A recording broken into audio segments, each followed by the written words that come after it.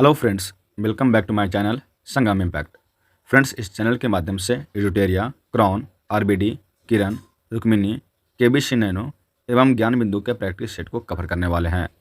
इसीलिए अगर मेरे चैनल को अभी तक आपने सब्सक्राइब नहीं किया है तो पहले सब्सक्राइब कर लें और साथ में बेल आइकन को भी प्रेस कर लें ताकि आने वाले हर नए वीडियो का नोटिफिकेशन आप तक जा सके, जिससे बिहार एसएससी इंटर लेवल की परीक्षा की प्रिपरेशन करने में आपको मदद मिल सके। फ्रेंड्स, इस सेशन में बिहार एसएससी इंटर स्तरीय एडिटोरिया के प्रैक्टिस सेट नंबर 8 को कवर करने वाला है, जिसका पहला प्रश्न है संविधान सभा के गठन में प्रांतों का प्रतिनिधित्व करने वाले सदस्यों को निर्वाचित किया गया, तो वो किया गया प्रांतों के विधानसभा द्वारा। तो इसका सही आंसर ऑप्शन सी हो जाएगा। अगला प्रश्न है कि विश्व में सर्वप्रथम लिखित संविधान का प्रारंभ किस देश में हुआ, तो हुआ अमेरिका में। अगला प्रश्न है 73वां संविधान संशोधन कब लागू हुआ, तो 24 अप्रैल 1993 को। अगला प्रश्न है द्विस्तरीय पंचायती राज व्यवस्था की सिफारिश किस समिति ने की थी, तो अशोक मेहता समिति ने। अगला प्रश्न है मैथिली भाषा को भारतीय संविधान की 8वीं अनुसूची में किस संविधान संशोधन के माध्यम से जोड़ा गया, तो वह जोड़ा गया 92वां संविधान संशोधन द्वारा।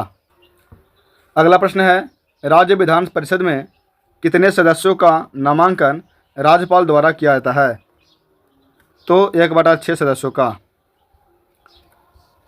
अगला प्रश्न कहता है कि निम्नलिखित में से कौन सा भारतवर्ष को एक धर्मनिरपेक्ष राज्य के रूप में वर्णित करता है, तो वो संविधान की प्रस्तावना। अगला प्रश्न कहता है कि केंद्र शासित प्रदेश के मुख्यमंत्री जहां पर इस तरह का प्रावधान है किसके द्वारा नियुक्त किए जाते हैं, तो वो नियुक्त किए जाते हैं राष्ट्रपति के द्वारा। अगला प्रश्न है कि अशोक के काल में पाटलिपुत्र निम्नलिखित में किस प्रांत की राजधानी थी, तो वो प्राची प्रांत की। अगला प्रश्न है कि सिंधु सभ्यता के किस स्थल से स्वास्तिक चिन्ह मिला है, तो मिला है हड़प्पा से। अगला प्रश्न है कहता है कि बौद्ध धर्म में त्रिपिटकों के संदर्भ में निम्नलिखित में से कौन सयुग्म सुमेलित है, तो वह है सुत्त पिटक बौद्ध धर्म के सिद्धांतों का उल्लेख करता है। तो इसका सही आंसर ऑप्शन बी हो जाएगा। अगला प्रश्न है पूर्व मध्यकाल में कनौज के लिए त्रिपक्षीय संघर्ष में किस दक्षिण भारतीय राज्य ने भाग लिया, तो वो राष्ट्रकूट ने। अगला प्रश्न है कि इल्तुतमिश ने बिहार में अपना प्रथम सूबेदार किसे नियुक्त किया था, तो वो मलिक अलाउद्दीन जानी को। अगला प्रश्न है कि मध्यकाल में कश्मीर के किस शासक ने कश्मीर में जजिया कर हटा दिया तथा गो हत्या निषिद्ध कर दिया था, तो वो जैनुल आबिदीन ने। अगला प्रश्न है डेनिश ईस्ट इंडिया कंपनी ने भारत में अपनी प्रथम फैक्ट्री कहाँ स्थापित किया था, तो किया था ट्रैवंकूवर में।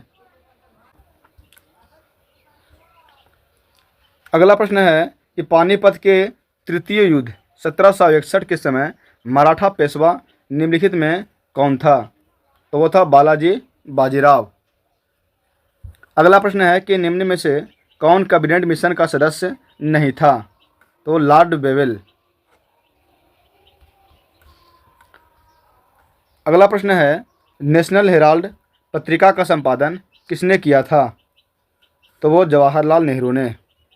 अगला प्रश्न है 9 अगस्त 1942 को कांग्रेस के प्रमुख नेताओं की गिरफ्तारी के विरोध में किसने बिहार में महाधिवक्ता के पद से इस्तीफा दे दिया था, तो वो बलदेव सहाय ने। अगला प्रश्न है प्रसिद्ध कविता बटोहिया निम्नलिखित में से किसकी प्रसिद्ध रचना है, तो रघुवीर नारायण की। अगला प्रश्न है कि भारत के किस प्रदेश की सीमाएं 3 देशों क्रमशः नेपाल, भूटान एवं चीन से मिलती है, तो है सिक्किम। अगला प्रश्न है भारतीय उपमहाद्वीप मूलतः एक विशाल भूखंड का भाग था जिसे कहते हैं, तो गोंडवाना लैंड। अगला प्रश्न है, निम्नलिखित में से कौन सा मेघालय पठार का अंश नहीं है? तो वो भुवन पहाड़ियाँ।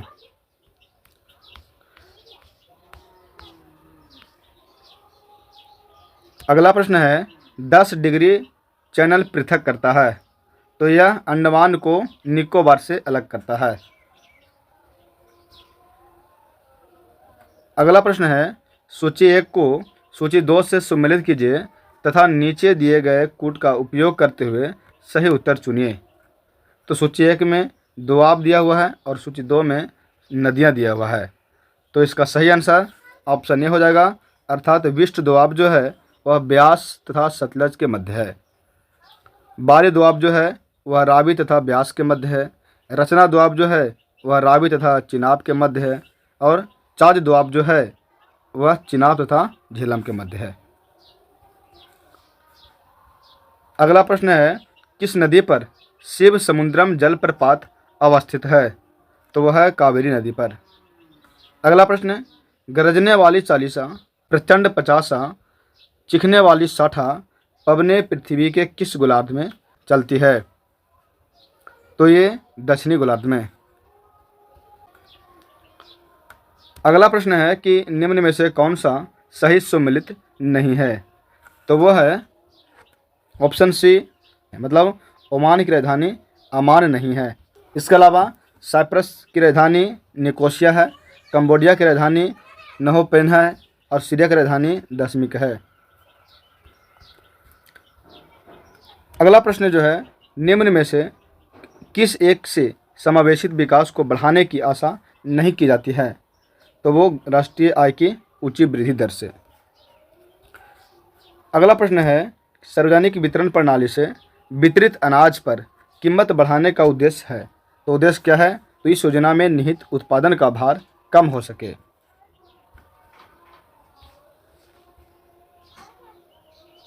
अगला प्रश्न है, राष्ट्रीय स्तर पर कृषि विपणन सहकारिताओं का शीर्ष संगठन है। तो वो है नेफेड का। ऑप्शन बी सही हो जाएगा।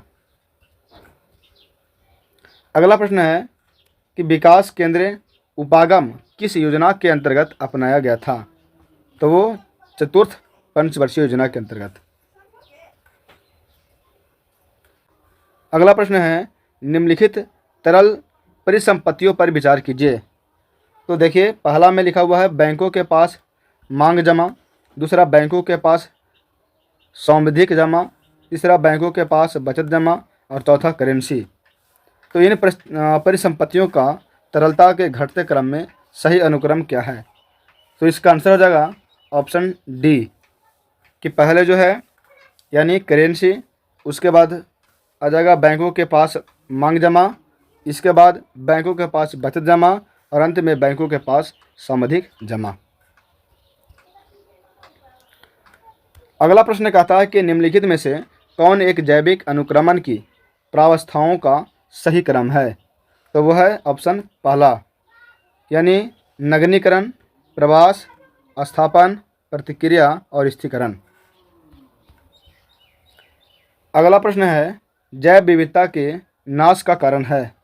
तो उसका नाश के कारण इनमें से सभी है, यानी जीवों के प्राकृतिक आवास की कमी होना, दूसरा पर्यावरणीय प्रदूषण होना, तीसरा वनों का नाश होना। अगला प्रश्न है कि प्रहरी ऐप को किस मंत्रालय द्वारा जारी किया गया है? तो किया गया है गृह मंत्रालय द्वारा।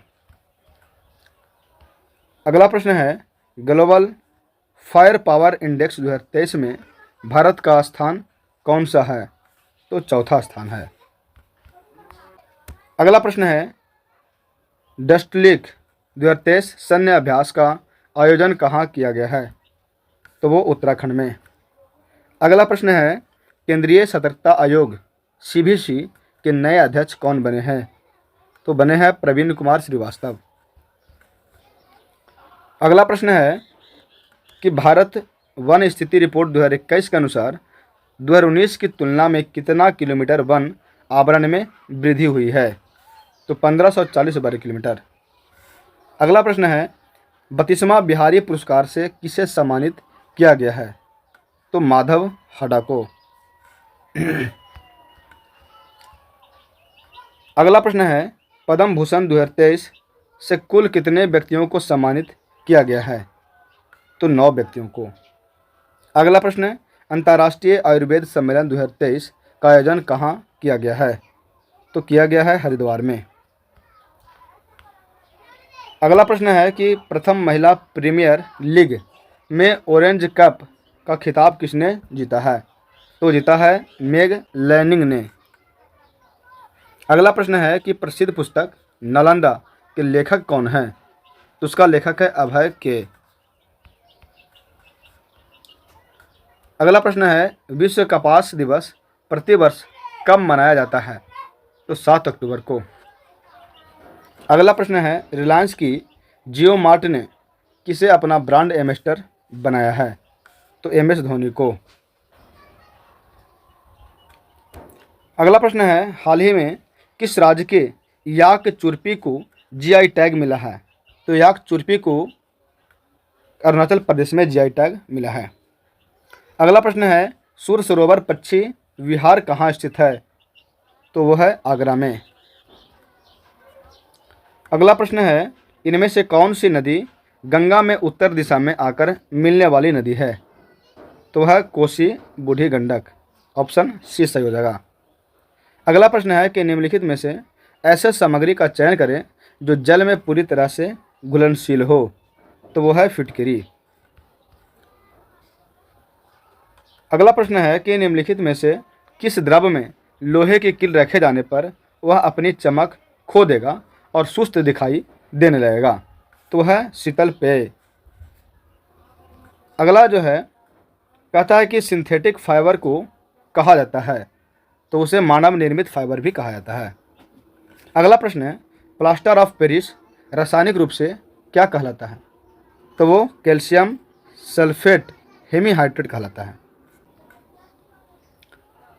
अगला प्रश्न है रासायनिक परिवर्तन का एक उदाहरण है, तो वह है पानी में सोडियम गिराना। अगला प्रश्न है मिश्र धातु में किस पदार्थ के संयोग से निष्कलंक इस्पात यानी स्टेनलेस स्टील अचुंबकीय हो जाते हैं? तो होते हैं निकेल में।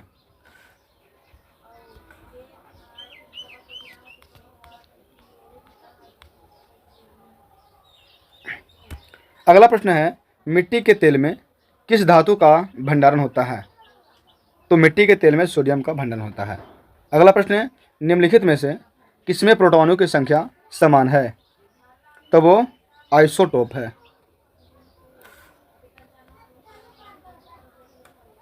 अगला प्रश्न है कि निम्नलिखित परमाणु मॉडलों को उनके कालानुक्रमिक क्रम में व्यवस्थित करें। तो इसका सही आंसर ऑप्शन सी हो जाएगा, यानी थॉमसन परमाणु मॉडल पहले दिया गया था, उसके बाद रदरफोर्ड का परमाणु मॉडल आया, उसके बाद बोर परमाणु मॉडल आया। अगला प्रश्न है कोशिकाओं में गैसीय विनिमय किसके द्वारा होता है? तो विसरण द्वारा। अगला प्रश्न है समसूत्री विभाजन के बाद बनने वाली संतति कोशिकाओं की संख्या क्या होती है? तो 2 हो जाती है। अगला प्रश्न है ओजोन छिद्र का अर्थ क्या है? तो ओजोन की सांद्रता में कमी होना। अगला प्रश्न है निम्नलिखित में से कौन प्राथमिक ईंधन है? तो वो है प्राकृतिक गैस। अगला प्रश्न है कि कार्बन डाइऑक्साइड को ग्रीन हाउस गैस भी कहा जाता है क्योंकि यह सूर्य के प्रकाश के लिए पारदर्शी लेकिन गर्मी को फंसाता है, तो इसलिए इसका सही आंसर ऑप्शन सी हो जाएगा। अगला प्रश्न है कि शरीर में कौन सा हार्मोन स्राव पुरुषों में मूछ और दाढ़ी के विकास के लिए उत्तरदायी होता है? तो है टेस्टोस्टेरोन। अगला प्रश्न है कि निम्नलिखित में से कौन सा जीव विखंडन विधि द्वारा प्रजनन करता है? तो वो करता है स्पाइरोगायरा। अगला प्रश्न है कि समतल दर्पण में हमारे चेहरे की छवि बनती है, किस प्रकार बनती है? तो आभासी बनती है। अगला प्रश्न वस्तु से प्रकाश के गुजरने की घटना क्या कहलाती है? तो अपवर्तन। अगला प्रश्न है फ्यूज तार का विशिष्ट प्रतिरोधक होता है? तो उच्च होता है।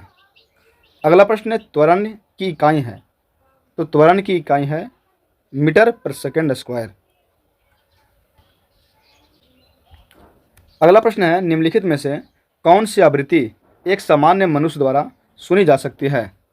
तो आवृत्ति है 10⁴ हर्ट्ज तक। अगला प्रश्न है, यदि पृथ्वी का गुरुत्वाकर्षण बल अचानक गायब हो जाता है तो निम्न में से कौन सा सही है? तो अगर पृथ्वी का गुरुत्वाकर्षण बल अचानक से गायब हो जाएगा तो वस्तु का भार शून्य हो जाएगा। अगला प्रश्न है कि पादप कोशिका भित्ति मुख्य रूप से बनी होती है? तो बनी होती है सेल्यूलोज की।